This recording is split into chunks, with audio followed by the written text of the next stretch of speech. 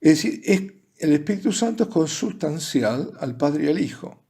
Es decir, los tres son una sola divinidad.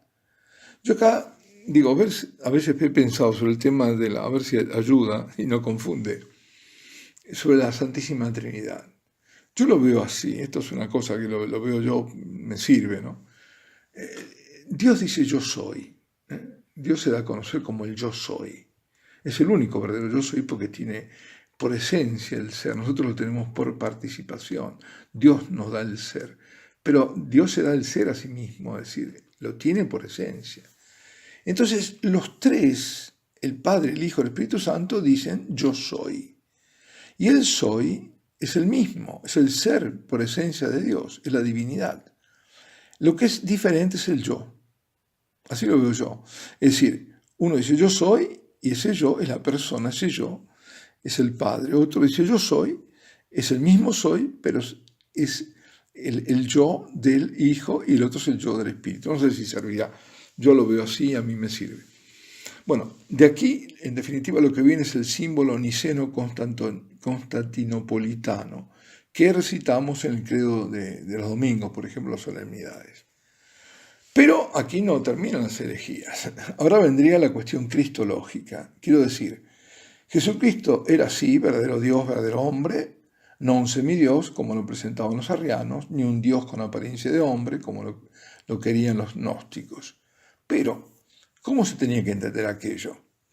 Había dos corrientes. O era Dios que se fundía en la humanidad de Jesús y se mezclaban las naturalezas, y así más o menos sostenía la escuela de Alejandría, era Dios fundamentalmente, y la otra era la escuela de Antioquía, para la que prevalecía la humanidad, es decir, la unión era exterior, externa, como si hubieran dos sujetos al mismo tiempo. Por eso, si hay dos sujetos, está el sujeto Jesús y está el otro que es el sujeto divino, entonces no se podía hablar de encarnación, sino de inhabitación. A ver si entiende. El hombre Jesús no había sido el Dios encarnado, sino que era habitado por la divinidad. Entonces, siendo así, la conclusión de Nestorio, que era obispo de Antioquía, era que María no podía ser madre de Dios, sino madre de Cristo, o sea, de Jesús hombre y no de Jesús Dios. Había dos sujetos para ellos. Era, por lo tanto, Cristótocos, es decir, Cristótocos, madre de Cristo, pero no Teótocos, no madre de Dios. El pueblo reacciona, el pueblo que tiene ese fato tremendo, al sensus fidelium, y el patriarca Cirilo, San Cirilo de Alejandría, apela a Roma. Y el Papa Celestino I le pide a Nestorio que se retracte, y Nestorio se niega. Entonces viene el tercer concilio, el concilio de Éfeso, del año 431, convocado también por el emperador. La gran disputa entonces fue entre alejandrinos y antioqueños. Y al final Nestorio es depuesto, desterrado, y a pesar de eso queda una secuela, queda una iglesia nestoriana. Éfeso define la unión hipostática de las dos naturalezas de Cristo. Y María es proclamada Teótocos, porque María es la madre de Jesús, y Jesús es Dios, que ha asumido la humanidad en su carne. La persona de Jesús es persona divina, unida hipostáticamente a la humanidad. Por eso está muy bien dicho que María es madre de Dios. Bien. Ahora, después de Éfeso, el péndulo se mueve en la otra dirección. Y los alejandrinos, principalmente Eutiquio o Eutiques, que era archimandrita de Constantinopla, apoyado por todos los alejandrinos, o por muchos alejandrinos, dice que en realidad había una sola naturaleza en Cristo, era la divina. De nuevo volvemos, ¿no? Antes era verdadero hombre y vino Dios, ahora resulta que es Dios, nada más. Siempre es saltar de un lado a otro. Y así nace lo que se llama el monofisismo. Monofisismo viene de mono, que es uno, y fisis, que es naturaleza. Y son algunas iglesias ortodoxas que llegan hasta la actualidad.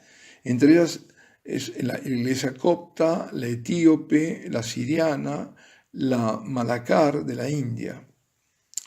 Vuelta a otro concilio. Este es el cuarto concilio ecuménico, es el concilio de Calcedonia del año 451.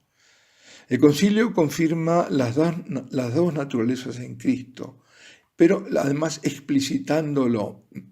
Dice, sin confusión, ni división, ni separación entre ellas. Es decir, no hay una confusión de las naturalezas, no están divididas, no son dos sujetos, no están mezclados y no hay separación entre ellas, están unidos hipostáticamente. Bueno, y ahora vamos a otro concilio que no es el quinto, sino que será el sexto, el concilio ecuménico tercero de Constantinopla, del año 680-681. En Jesús dice que hay dos voluntades, la humana y la divina. La afirmación se debió a quienes heréticamente sostenían, entre ellos el Papa Honorio, el Papa fue hereje, que luego después se retracta, que en Jesucristo había una sola voluntad, la humana, decían. Esa herejía, decir que solamente hay una voluntad humana, se llama monotelismo. Bueno, saltamos los siglos, vamos a la actualidad, Concilio Vaticano II. Acá hay una gran diferencia entre todos los 2000 años, todos los demás concilios, los 20 concilios anteriores. Este concilio no condena, no proclama ningún dogma, porque la intención de Juan XXIII, que fue el que llamó al concilio, fue la de hacerlo pastoral, no dogmático, y ponerse al día, es decir, que la Iglesia se pusiese al día en cuanto a expresiones y costumbres, no en cuanto a doctrina. No se puede poner nunca al día la Iglesia de doctrina con respecto al mundo, ayornarla con respecto al mundo para que el mundo entendiera, ¿no? Luego, con Pablo VI se intensificó el aspecto de buscar el diálogo con el mundo. No era tanto en Juan XXIII como en Pablo VI. Juan XXIII muere apenas comienza el concilio y todo el concilio lo lleva adelante prácticamente Pablo VI. En línea de principios, los documentos entonces, si no son dogmáticos, son susceptibles de revisión, porque no son dogmáticos. Recordamos que los dogmas son inapelables. El dogma no es susceptible de cambio, No se puede cambiar un dogma, es imposible cambiar un dogma.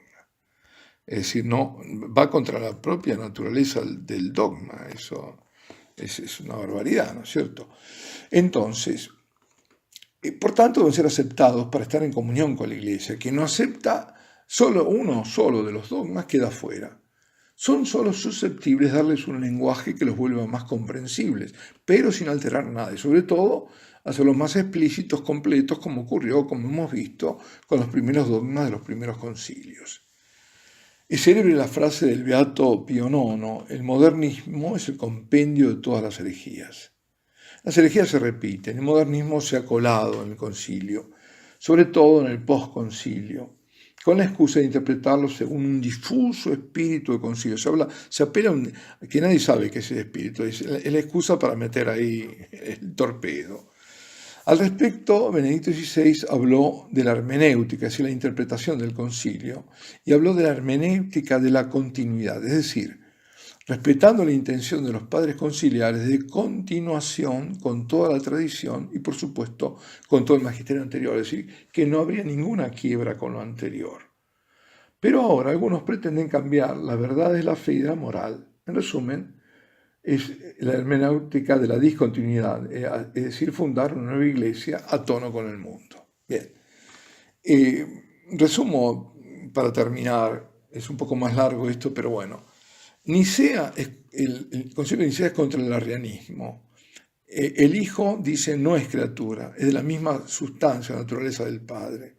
Es Dios de Dios verdadero de Dios verdadero, engendrado y no creado. Luego viene de Constantinopla, que confirma Nicea y proclama la divinidad del Espíritu Santo, es decir, ahí se fija el dogma de la Santísima Trinidad. Un solo Dios en tres personas iguales en dignidad.